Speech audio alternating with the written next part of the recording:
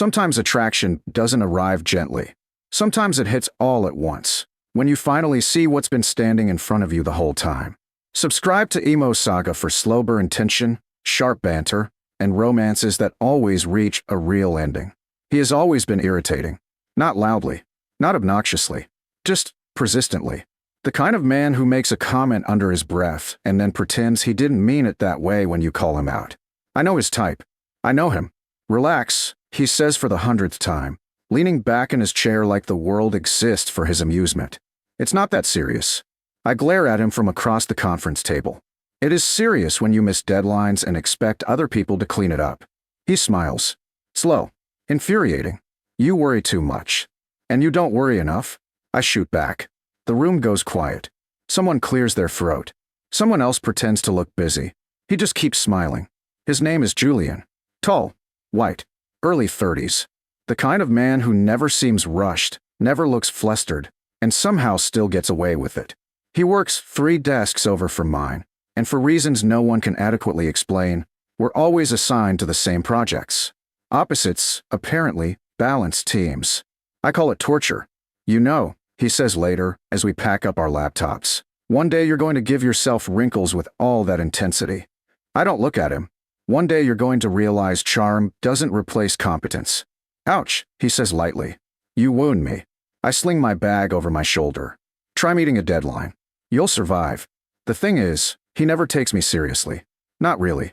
He listens. He responds. But there's always that edge to it. That faint sense that he thinks I'm overreacting, overthinking, overdoing everything. And I hate that it bothers me. The invitation arrives 3 days later. Company gala. Formal. Black tie optional. Attendance strongly encouraged. I skim the email once, then again. I don't do galas. I do work. But my boss corners me by the printer. You're going, she says. Clients will be there. Investors. It matters. I sigh. Fine. The dress isn't planned. That's the thing everyone gets wrong. I don't buy it thinking this will show him. I buy it because it fits. Because it's elegant without being loud. Because when I look in the mirror, I don't see armor. I see myself. It's black. Smooth. Clean lines. It hugs where it should and falls where it needs to. Not revealing. Not conservative. Just confident. I arrive late. Intentionally. The ballroom is already full. Low lighting. Soft music. Glassware clinking. Laughter layered over everything. People look different like this. Polished. Curated. Julian is standing near the bar. Of course he is. Suit. Open collar. That same relaxed posture like nothing ever really touches him. He's mid-sentence when I step inside. And then he stops. It's subtle. But I see it. The pause. The flicker. The way his voice cuts off like someone turned the volume down too quickly. His eyes land on me and don't move. I walk past him without stopping.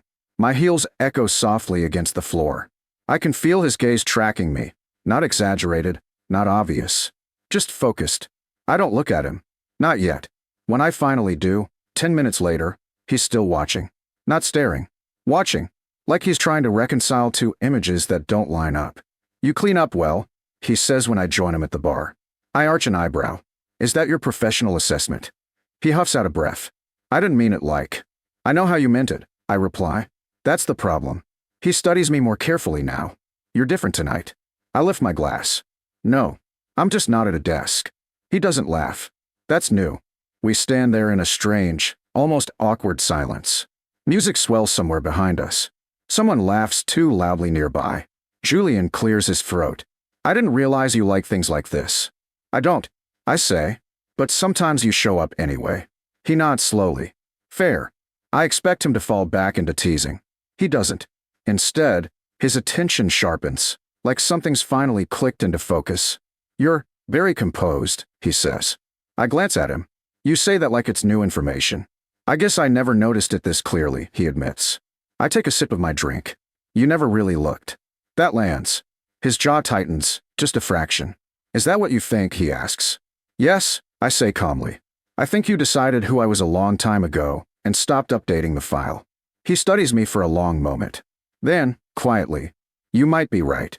That unsettles me more than defensiveness would have. The night continues. People circulate. Conversations shift. Julian doesn't leave my side, but he also doesn't crowd me. He watches. listens, adjusts. It's like someone handed him a different lens. You know, he says later, as we stand near the balcony doors, city lights stretching behind us. I always thought you didn't like me. I don't, I reply easily. He laughs, but it's softer now, less smug. Okay, that's fair. But, I add, I don't dislike you the way I used to. He turns to me fully. And how did you used to? I meet his gaze, like someone who never saw me as a full person. His expression shifts again. This time, there's no humor in it. I see you now, he says. The words are simple. They still send a strange heat through my chest. Careful, I reply. You might start taking me seriously. He smiles, not teasing, not dismissive. Too late. For the first time since I've known him, Julian looks unbalanced. Not in a bad way. In a way that tells me something irreversible just happened. And as the night winds down, as conversations blur and the lights dim further, I realize something quietly, unmistakably true. He didn't change because of the dress. The dress just removed the excuse not to look. And now that he has, he can't stop. He doesn't leave my side for the rest of the night. Not in the way that feels territorial. In the way that feels attentive, present. Like he's suddenly afraid he'll miss something if he looks away. It's disorienting and irritating. And, if I'm honest, deeply satisfying. You're quiet, Julian says as we stand near the edge of the ballroom, city lights visible through the tall windows. So are you, I reply. He huffs. That's because I'm thinking. That sounds dangerous. He smiles, but it doesn't carry the usual teasing edge. You have no idea. We watch the room for a moment. People laughing, networking, posturing. The same office dynamics dressed up in nicer clothes. I underestimated you, he says suddenly. I turn to him. That's not an apology. No, he agrees. It's an admission. I cross my arms loosely. Go on. I thought you were rigid, he continues. All rules and pressure and intensity. Like you didn't know how to loosen your grip. And now? I ask. And now I realize you were holding things together, he says. While I was pretending nothing mattered. The honesty catches me off guard. That's a dangerous realization, I say quietly. For me. For us, I correct. He nods. I know. We drift out onto the balcony when the room grows too warm. The night air is cool, grounding. The city hums below us, distant and alive. For the first time, we're standing close without friction. No sparks flying. No sharp edges. Just awareness. You know what the worst part is? Julian says. What? I can't unsee this, he admits. I can't go back to pretending you're just annoying. I smile faintly. Careful. You're losing your brand. I deserve it, he says. There's a pause. A long one. Do you regret it? He asks. The dress. I reply. No, he says. Letting me see you like this. I consider it. No. I say finally. But I regret that it took this. His jaw tightens. Me too. The night ends quietly. No dramatic moment. No impulsive kiss. Just an exchanged look as we part ways at the valet. Good night, he says. Good night, Julian. But something has shifted. We both know it. Monday arrives too quickly. The office feels smaller somehow. Sharper. Julian is already at his desk when I walk in. He looks up, freezes, then smiles, soft, genuine, almost tentative. Morning, he says. Morning. It's simple. It still feels loaded. The teasing doesn't return. Not immediately. Instead, he listens. He asks questions. He meets deadlines without reminders. It's unnerving. You're being weird. I tell him by Wednesday afternoon. He leans back in his chair. Define weird. You're respectful. He chuckles. That bad, huh? For you? Yes. He grins. I'm evolving. The rest of the team notices. So what happened at the gala? Someone asks over lunch. You two were inseparable. Nothing happened. I reply evenly. Julian says nothing, but he doesn't deny it either. A week later, we're assigned another project together. Of course we are. This time, he doesn't interrupt me in meetings. Doesn't undermine my points. When I speak, he backs me up. Publicly. It's disarming. You don't have to do that. I tell him after one meeting. I know, he says. I want to. That's worse. The tension builds slowly. In glances held too long. In conversations that trail off instead of ending cleanly. In moments where we stand just a little too close at the coffee machine. But neither of us crosses the line. Not yet. It happens on a Thursday night. Late. The office is nearly empty. Most of the lights are off. The city outside glows faintly through the windows. We're the last ones working. Again. You should go, Julian says, stretching. You've been here all day. So have you. I'm used to bad decisions, he replies. You aren't. I snort. You clearly don't know me. He looks at me then. Really looks. I'm starting to. We stand by the windows, shoulder to shoulder. The silence is thick now. Not awkward. Charged. You know, he says quietly. I used to think confidence was loud. And now? I ask. And now I know it's like that dress, he replies. You didn't announce it. You just walked in. My breath catches.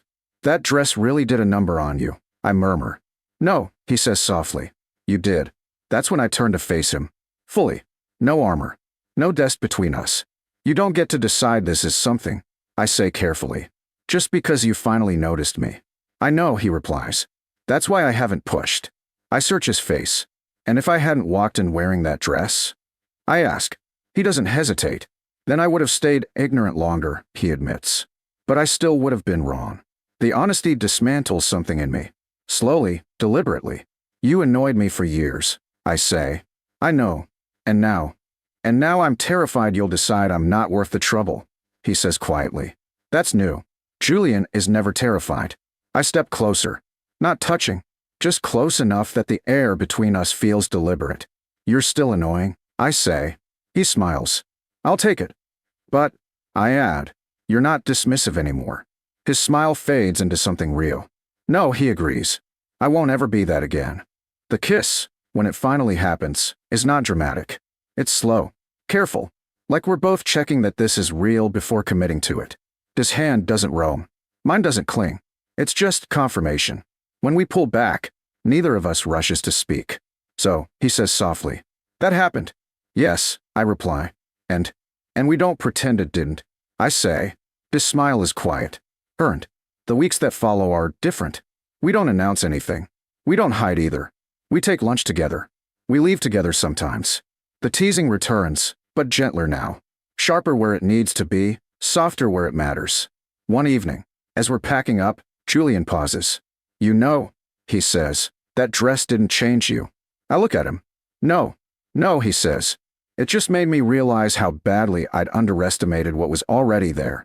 I smile faintly. Good. Why? Because I don't want to be impressive, I say. I want to be seen. He reaches for my hand. Not dramatic, not rushed. I see you, he says. And this time, I believe him. Some people think attraction is about transformation. They're wrong. Sometimes it's about revelation. He never took me seriously. Until he finally did. And once he did, there was no going back.